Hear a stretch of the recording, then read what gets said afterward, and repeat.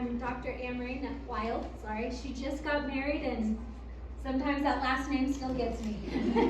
Anyway, we are both naturopathic doctors, master herbalists, and Amory is also a licensed massage therapist. We own Fideri Wellness. It is located here in Idaho Falls. If you forget the name, because I know Fideri is kind of a weird name, if you can remember my name, what's my name? Faith. Faith? Okay. If you look up Faith, the Latin name for Faith, it's actually Fideri. So anyway, so that's kind of how it ties together. I thought about changing it, but when everybody finds out the meaning, they're like, oh no, leave it. I'm like, nobody can remember it though. So anyway, and if you forget Faith, just think faith, hope, charity. Eventually you'll get there and get the right one. So anyway, I decided to talk today about something that is a concern of mine. You're good, come on in. No, you're good. I decided to talk today about the endocrine system because it's a big concern of mine. More and more people are having issues with this. Come on in. I don't mind. You're good. You're good. 65% of Americans in their 30s are going on hormone replacement drugs. That's estrogen, progesterone, testosterone, or thyroid medication. And this is a big deal because it used to be like people would go on it in their later 50s and 60s was when they would normally go on hormone replacement drugs. But anymore, they're going on it in their 30s. And that tells me that something's going wrong in our society. And so I also feel like with this, well, with any area, but especially this one, that education and knowledge is really the most important thing you can have. And I'll tell you why. This has happened in more than one occasion, but there was one specific lady, and she had breast cancer. And she was going to a doctor out of Texas who was actually charging her $10,000 per week, okay? They had her on progesterone. Do you know what progesterone does? It helps things to grow, whether it's a baby or a tumor. So they were trying to kill the cancer and feed it at the same time. They told her she was cancer-free, but it only lasted 4 months, and then it was back through her whole body. And so my opinion, this is my opinion only, is that she really probably wasn't cancer-free. But they probably didn't know what to do with her anymore, and so they told her that, and when it came back, it was aggressive, and it spread through her whole body. And will actually probably take her life here in the next little bit. The family's been gathering, and so I really feel like education, and she's not the only one. Like I have people who come for preventative cancer care because their mothers have had breast cancer, or there's a lot of people that have died in their family for cancer, and they're on progesterone. And I'm like, this should be common knowledge in the medical field. I actually have a lot of nurses who come to me for hormone therapy because they don't want to go on progesterone. So I'm not quite sure where the miscommunication is happening, but it is really happening in our society. And like I said, there's people starting to talk about it. And I think over the next 5 years, we're probably going to see even more people start to talk about what damage these hormones are doing. Because once you go on them, you can never go off of them. You are on them for the rest of your life. So, okay. So, next slide. So when Amory and I went to school, we learned that you need to see the body as a whole, not just as pieces.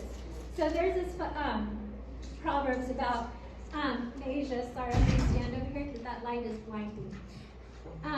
Where an elephant wandered close to a village, and 6 blind men went out to see it. And one was like, oh, it feels like a rope. And another one's like, no, it's a wall. And another one's like, it's a spear. Well, they were all right, and yet they were all wrong. None of them could see the elephant as a whole and what it really was. And I feel like, and we're taught this in school, that when you look at someone, you should really be looking at their whole body. You shouldn't just be looking at this symptom or this symptom or this or that, but really what's going on with their whole body. And that's really important. And so that is one of the things that we're taught to do when we go to school. So we're going to kind of go over, this is kind of small up here. They didn't have a whiteboard, so I brought mine from the office. But anyway, if you can see on the adrenals, and maybe I'll just have Amory point so I don't have to get blinded. Down here on the bottom left is adrenals. And adrenals are really important. They help you to adapt, okay? And anything more restful than restful sleep is stress to your adrenals, okay? They are your fight or flight hormones. You change slides. So, one of the things we learn in school is this pattern here. And your parasympathetic side is over there on your left side, fight or flight is over here, balanced is in the center. You have to be at balance to heal, people, okay? Just what it is. You can't heal on either side, it has to be at balance. Most people today live over on the fight or flight side of the scale, and they say usually about number 2 out of 10, okay? And what that means, why is that important to you? When you're in fight or flight, your body feels like it's getting chased by a bear, okay? And so it's running. It can never come back to rest and relax, okay? So it's always running. And when you're in fight or flight, your body turns off everything that isn't essential. So your organs are essential, your lungs are essential, you gotta breathe while you're running from a lion, right? But your digestive system isn't essential. Your hands aren't essential, okay? And so that's where a lot of times achy joints come from, digestive issues come from, critical thinking. If you've lost, you're having memory issues, a lot of times it comes from this as well.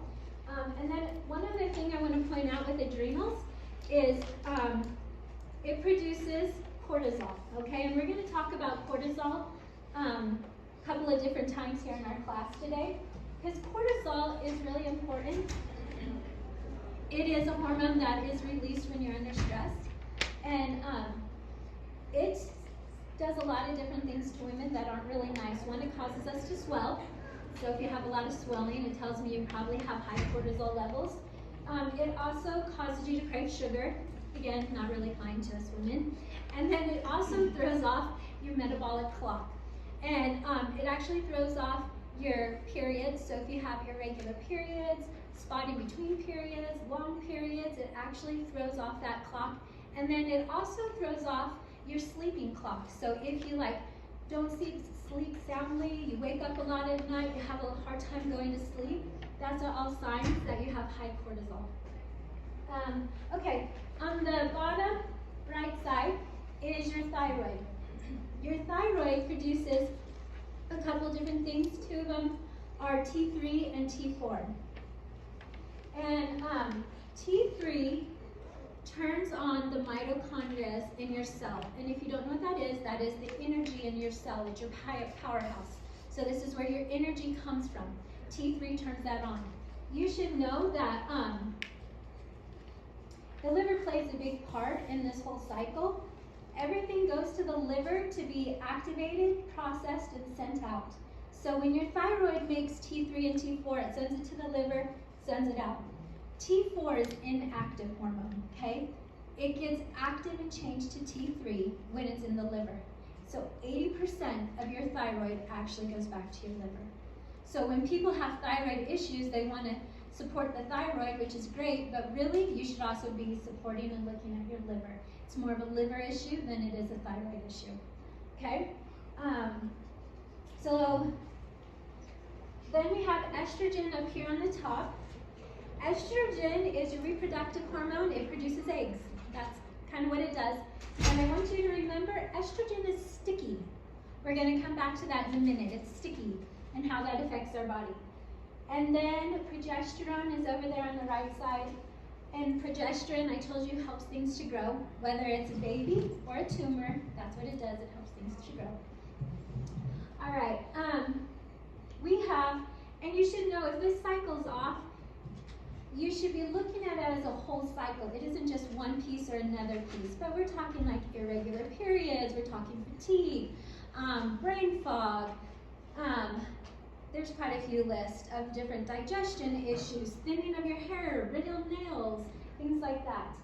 So, okay, so I want to, sorry, I talk with my hands and I can't reach the thing to touch it, so we're gonna live through this. Anyway, they, all of these people have a relationship. But all of them, except for your fight or flight hormones, go to your liver to be activated and processed. So when I talk about how important the liver is, just remember that. So estrogen and adrenals, they have a relationship. Where one goes, the other one goes. So if one goes up, the other one goes up. If one goes down, the other one goes down. Why is that important to know? So estrogen, say, let's go back to adrenals. Say you're really stressed. You're getting chased by a bear, right? Or, life in general is causing you stress. It's actually going to cause your estrogen to go up. And estrogen is what? Does anyone remember? Sticky, right? Okay. So it goes to your liver to be processed. It gets sent out. It's sticky. What does that mean? Okay. It sticks to the insulin receptors of your cell. So it causes your cells not to be able to absorb insulin, causing prediabetes and type 2 diabetes. Okay? Progesterone and thyroid is the same thing. They go everywhere together. One goes up, the other one goes up, the one goes down, the other one goes down. Why is that important? If you have a low thyroid, if you have hyperthyroidism, your progesterone is also going to be low. If you have a hard time getting pregnant or you have a lot of miscarriages, that's going to be on that side of the scale there, okay? Because it can't work to help things to grow. So, they also have a relationship going across. Your adrenals and your thyroid, they actually get along. They balance each other out, but they also govern each other. So if you think of like a bus, it can only go so fast. That's the same thing that thyroid and adrenals do to each other. They'll only let them go so fast, okay? Your estrogen and your progesterone also balance each other out, but they're more of a balance of like, I think of it like 100%. So hopefully they're both like 50-50, but if one is 80, the other one's gonna be 20, okay? Does that make sense? And then there is a relationship going crosswise as well. All right? Now going crosswise, they do not get along. They suppress each other and they don't play nice together. So why is that important? Let's go back to stress. How many of you have stress in your life? I'll tell you I do. Preparing for this was stressful. So anyway, so stress is going to cause your adrenals to go up, which is going to cause your estrogen to go up, which is going to do what to your thyroid? It's actually going to push it down and cause you to have low energy. So do you see how all those symptoms kind of play together? It's because they all have this relationship together. Will you go to the next slide? It's why naturally when we're taught, we don't just treat pieces. Like if you come in and you say, oh, I have issues with my thyroid or my adrenals, I'll help to support your thyroid and your adrenals, but I'm also going to be looking at this whole cycle because you're not just those symptoms. There's something going wrong in your body that's causing your thyroid to go up, that's causing your adrenals to have adrenal fatigue or high cortisol levels in your body. There's something going on there. And so I do help to support whatever symptoms you come in with, but I do also go back to this whole elephant because I don't want to miss anything. Because really, it's only when you look at this whole thing that you're going to get to true health and be able to keep it. And that's really what my goal is. I'm going to let my daughter talk about the male aspect of this, and then I'm going to come back and I'm going to talk about what we can do to fix it and how we go about doing that. Do you want me to talk for you? Sure. All right, so as she mentioned, I'm going to talk about the male endocrinology, which is, the men and their hormones. So when we think of men, we think of testosterone. So they're simpler. They have the one main hormone. We all know it. Men are simpler than women. So their adrenals and their thyroid work the same way ours does. If one goes up, the other one goes down. But what's different with only having this one hormone as their main hormone is, say they get stressed, and stress can be anything. We think of like work stress and life stress, but stress can be from toxins, it can be from diet and nutrition, dehydration, a lack of minerals. A lot of things can cause stress on the body. Injuries. Say that cortisol goes up or that thyroid goes up. If this goes out of balance, the testosterone goes down, but estrogen goes up.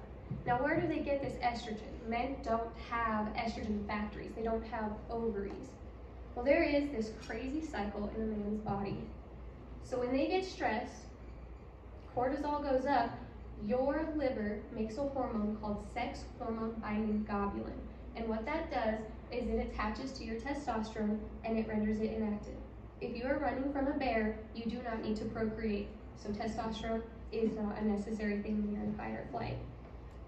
It then, what do you do with all this extra stuff that you don't need? It goes to the fat cells. Fat cells are storage plants. Everyone likes to talk about fat cells like they're the bad guys, but they're not the bad guys. They're just a storage plant. In the fat cells, your body's like, hey, we need to make more room for all of these other toxins and everything else coming in all this excess cortisol. So it turns deactivated testosterone through an enzyme called aromatase into estrogen and puts it back out into the bloodstream. Now, when a man is estrogen dominant or has too much estrogen, things are different. They're the same and they're different. They are going to have achy joints because testosterone is anti-inflammatory and estrogen is inflammatory.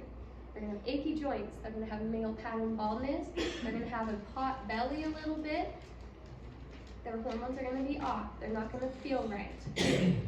Another thing that happens is estrogen is just as sticky in men as it is in women. So it does stick to the insulin receptors and it causes type 2 diabetes or pre-diabetes. When you think about it, when someone goes on thyroid medication, it's not long after that or even before that that they are diagnosed with pre-diabetes or diabetes type 2. It's because they all correlate. But not only that, they also usually end up on cholesterol medication. They're diagnosed with high cholesterol. That's not a diagnostic, that is a symptom. What happens when you have too much estrogen in your body, your liver, because it does everything else, decides we have too much. Let's turn this into something else. And it turns estrogen into cholesterol. That's why you usually find those three all in the same person within a few years of being diagnosed with any one of them. So we do like to fix this, which is why we taught about it. And we can fix this whole system. We can get your testosterone going back to normal and your estrogen, and we can clean out all of these excess things that you don't need in your body. But if you're still stressed, it'll come back. And that's why we like to treat the body as a whole. That's treating it as a whole. There is a hormone called dopamine that most people know about. It's your happy hormone. But it's your happy hormone because it suppresses fight or flight hormones. It's the only thing that will turn off cortisol in your body. If you think about those daredevils when they go jump off cliffs and they get really, really nervous and then they pop their head out of the water after they jump and they're laughing hysterically, it's because they got a huge hit of dopamine, their body trying to calm itself down. That's also, when you're running from a bear, you're not happy. You're usually terrified. But as soon as you're happy, you're no longer terrified. That's why people crave sugar. That's why people have addictions, really is what it is that they're not craving sugar, they're craving the dopamine they get from the sugar. They're not craving YouTube, they're craving the dopamine they get from YouTube videos. And that's what it is. And so one thing that we do to treat this cycle is we do affirmations with you, and we send you journal prompts and things like that to calm down the cortisol and to really bring that down. So what we do when we fix this actually stays. Because if you can't turn this off, we can fix all of this and you will feel better, you're gonna feel amazing, but then you're gonna end up back in the same place because you never turn off the cortisol. So now Faith is gonna go through and she's gonna talk about how we fix the rest of it.